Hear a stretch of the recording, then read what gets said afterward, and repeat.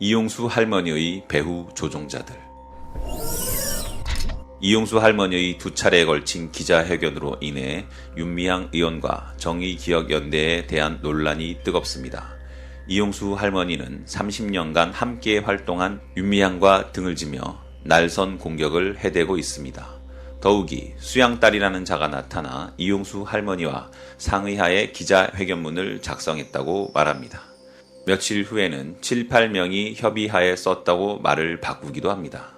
과연 문제의 출발은 무엇이며 누가 이용수 할머니를 조종하는지를 살펴보도록 하겠습니다. 첫째, 이용수 할머니를 조종하는 자는 최용상입니다. 특히 지난 총선을 앞두고 벌어진 더불어시민당 비례대표 공천 과정에서 최용상 기자평화인권당 대표가 탈락하는 상황이 벌어집니다. 최용상은 한 언론과의 인터뷰에서 민주당이 자신을 공천에서 배제한 이유가 바로 윤미향 당선인 때문이라고 밝힌 바 있습니다. 하지만 최용상이 탈락한 사유는 그가 한때 새누리당에서 활동한 전력이 있고 소녀상 철거 운동과 수요 집회 반대에 참여했다는 논란 때문이었습니다. 이용수 할머니는 2012년 총선에서 민주당과 새누리당 두 곳의 비례대표를 신청한 바 있습니다. 당시 윤미향은 할머니가 고령과 건강상의 이유를 들어 할머니가 국회에 진출하려 한 것을 반대한 것입니다. 그런데 이번 총선에서 비례대표로 국회의원이 된 윤미향에 대해 이용수 할머니의 서운한 감정이 증폭되었다는 정황이 바로 이 부분입니다. 이런 상황에서 이용수 할머니의 감정적 상태를 무기삼아 최용상이 교묘하게 접근하였고 그는 이용수 할머니의 기자회견까지 주선하는 야비함을 보인 것입니다. 공천 탈락으로 인한 개인의 억하 심정을 이용수 할머니를 이용해 정략적인 공격에 나선 것이라고 볼 수 있습니다. 둘째, 환경구를 비롯한 괴뢰 보수단체 대표들과 조중동, 그리고 검찰이 도사리고 있습니다. 이용수 할머니의 첫 번째 기자회견 후 어떤 보수단체가 정의원과 윤미향을 고소합니다.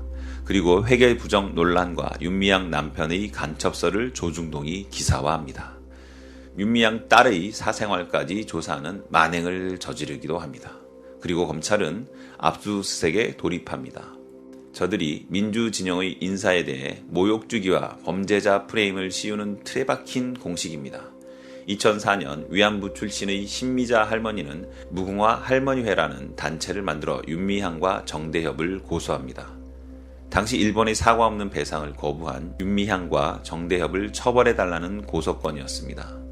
신미자 할머니의 주장은 일본의 국민기금이라는 명목으로 위안부에게 지급하겠다는 돈을 받아들이자는 취지였습니다. 하지만 당시 이 국민기금으로 조성된 돈은 일본 정부에서 주는 돈이 아니라 일본의 전범기업들이 출연한 돈이었습니다.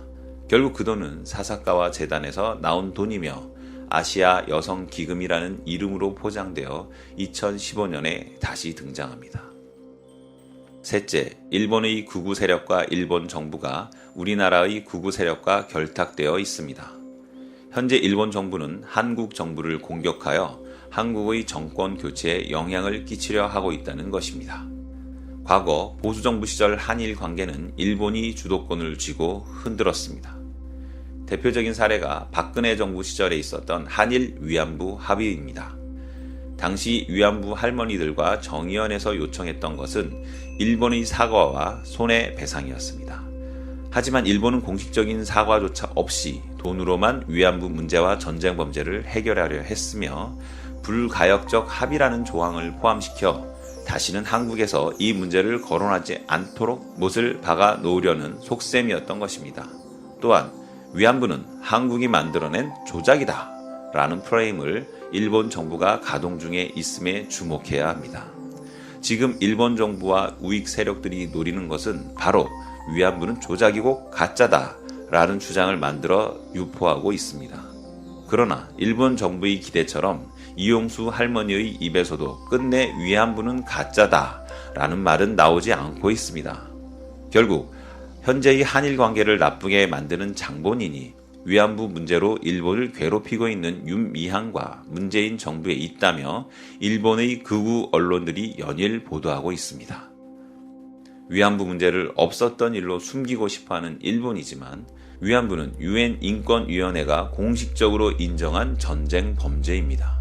따라서 그동안 국가가 주도적으로 진행해왔던 독도 영유권과 강제징용 문제처럼 위안부에 대한 문제도 시민단체 중심이 아닌 정부 중심의 사업으로 전환해야 합니다.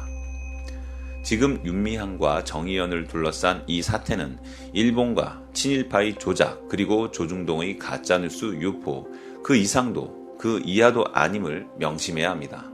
민주 진보 진영은 항상 저들의 프레임에 말려들어 지금까지 수많은 희생을 당한 바 있습니다. 노무현, 노회찬, 한명수, 김경수, 그리고 조국, 윤미향.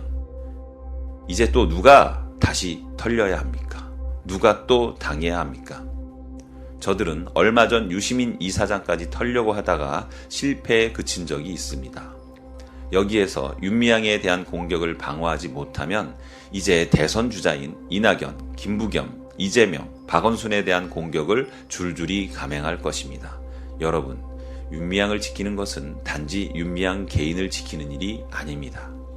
대한민국과 민주주의를 지키는 일이며 우리 아이들의 미래를 지키는 일이라는 것을 명심해야 합니다.